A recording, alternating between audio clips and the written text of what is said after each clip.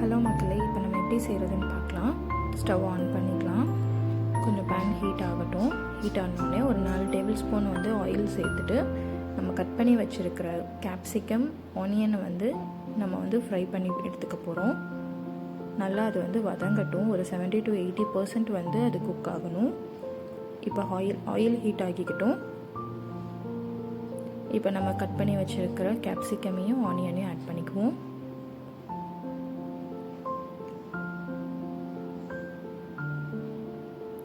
ஒரு 3 to 4 minutes வந்து அது நல்லா குக் ஆகிற வரைக்கும் வெயிட் பண்ணிக்கலாம்.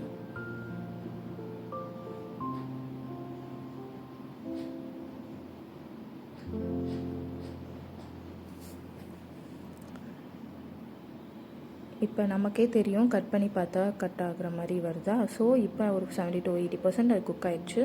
இப்போ நம்ம வந்து ஸ்டவ் ஆஃப் பண்ணிட்டு ஒரு பவுலில் வந்து இதை நம்ம மாற்றிக்கலாம்.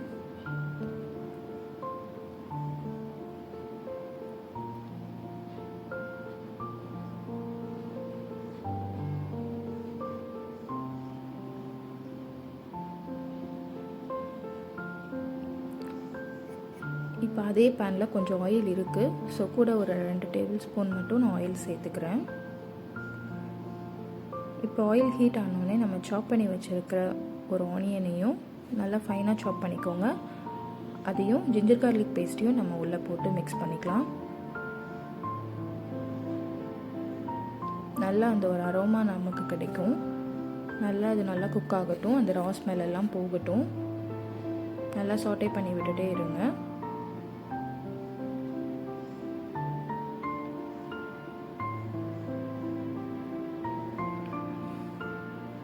இப்போ நல்லா அது வந்து குக் ஆகிடுச்சு. நல்லா ப்ரௌனிஷாக கோல்டன் ப்ரௌனிஷாக நமக்கு கிடச்சிருச்சு. இப்போ நம்ம டொமேட்டோ பியூரி வந்து நம்ம ரெடி பண்ணியிருக்கிறோம்ல, அதை உள்ள மிக்ஸ் பண்ணிக்கலாம்.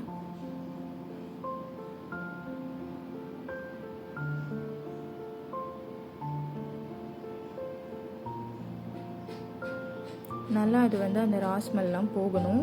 இப்போ நல்லா அந்த டொமேட்டோ கொதிக்கிற டைமில் கொஞ்சம் மஞ்சத்தூளும் வந்து கொஞ்சம் உப்பு நம்ம சேர்த்துக்கலாம். ஒரு 1/4 டீஸ்பூன் மஞ்சத்தூள் போதும். ஒரு ஸ்பூன் தேவையான அளவுக்கு அது உப்பு நம்ம சேர்த்துக்கலாம். இன்னும் வேணும்னா நம்ம பின்னாடி ஆட் பண்ணிக்கலாம். இப்போ சேர்த்துட்டோம். நல்லா கிண்டி விட்டுட்டு அது நல்லா அந்த எண்ணெய் பிரிஞ்சு வரணும். நல்லா அந்த ரா ஸ்மெல்லாம் வந்து போகணும். ஸோ நல்லா அது ஹை ஃப்ளேம்லேயே அப்படியே நல்லா குக் ஆகட்டும். அப்பப்போ கிண்டி விட்டுட்டே இருங்க, அடி பிடிக்காமல் பார்த்துக்கணும். ஸோ இப்போ நல்லா வந்து பார்த்திங்கன்னா அந்த ரெட்டிஷாக நல்லா குக் ஆகியிருக்கு. இந்த டைமில் நம்ம என்ன பண்ணோம்னா, நம்ம கிரைண்ட் பண்ணி வச்சோம்ல அந்த பவுடர், ஸோ மசாலா பவுடரை வந்து நம்ம ஒரு 3 to 4 ஸ்பூன் வந்து நம்ம வந்து காரத்துக்கு ஏற்ற மாதிரி நம்ம சேர்த்துக்கலாம். சேர்த்துட்டு இதையும் நல்லா மிக்ஸ் பண்ணி விடுங்க.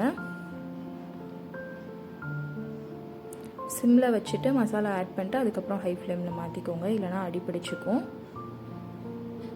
இப்போ நம்ம மிக்ஸி ஜாரில் தக்காளி அரைச்சோம்ல, அதிலே சேர்த்து அந்த தண்ணி கலந்து நான் வந்து இதில் சேர்த்துருக்குறேன். தேவையான அளவுக்கு கொஞ்சம் தண்ணி சேர்த்துக்கலாம். இன்னும் தேவைப்பட்டால் கூட கொஞ்சம் ஆட் பண்ணி நல்லா அந்த மசாலா வந்து கொதிக்கணும். அந்த பச்சை வாசனைலாம் போகணும். ஸோ கொஞ்சம் ஹை ஃப்ளேம்லேயே வச்சுக்கோங்க. கொஞ்சம் மூடி போட்டு வந்து ஒரு 5 minutes வந்து நல்லா கொதிக்கட்டும். இப்படி நல்லா கொதித்து அந்த எண்ணெய்லாம் பிரிஞ்சு வரணும். அப்பப்போ அதை செக் பண்ணிக்கோங்க. இப்போ நம்ம எடுத்து நல்லா கிண்டி பார்க்கலாம்.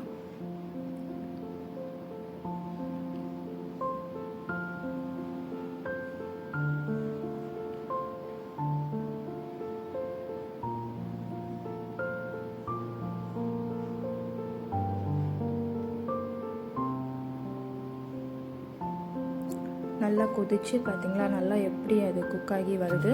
இப்போ நம்ம கேப்சிகமும் ஆனியன் கட் பண்ணதையும் நம்ம மிக்ஸ் பண்ணிக்கலாம்.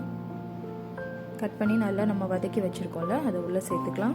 இப்போ உப்பு தேவைப்பட்டது அப்படின்னா நீங்கள் டேஸ்ட் பண்ணி உங்களுக்கு வேணுங்கிற அளவுக்கு உப்பு வந்து ஒரு ஸ்பூன் இல்லை 1/4 ஸ்பூன் வந்து இன்க்ளூட் பண்ணிக்கோங்க. எனக்கு உப்பு கொஞ்சம் தேவைப்பட்டது, ஸோ அதனால் நான் இன்க்ளூட் பண்ணிக்கிட்டேன். இன்க்ளூட் பண்ணிட்டு இப்போ நல்லா வதக்கி விட்டுட்டு திருப்பி நம்ம என்ன பண்ணிக்கலாம், லிட்டை வச்சு மூடி போட்டு ஒரு 10 நிமிஷம் சிம்மில் வச்சிங்கன்னா நல்லா குக் ஆகி நமக்கு வந்து கிரேவி ரெடி ஆகிடும்.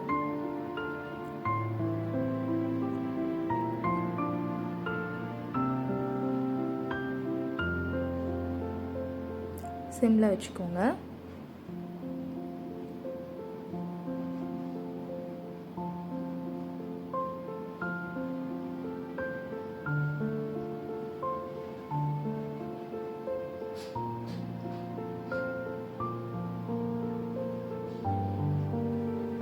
நம்மளோட சூப்பரான கேப்சிகம் கிரேவி ரெடி ஆயிடுச்சு. நம்ம ஸ்டவ்வை வந்து இப்போ ஆஃப் பண்ணிக்கலாம். இதை வந்து நீங்கள் பிரேக்ஃபாஸ்ட்டுக்கு, சப்பாத்தி, பூரி இதுக்கெலாம் சூப்பராக இருக்கும். ட்ரை பண்ணி பார்த்துட்டு உங்கள் கமெண்ட்ஸை, ஃபீட்பேக் எல்லாத்தையும் கமெண்ட் பாக்ஸில் ஷேர் பண்ணுங்கள். தேங்க்யூ.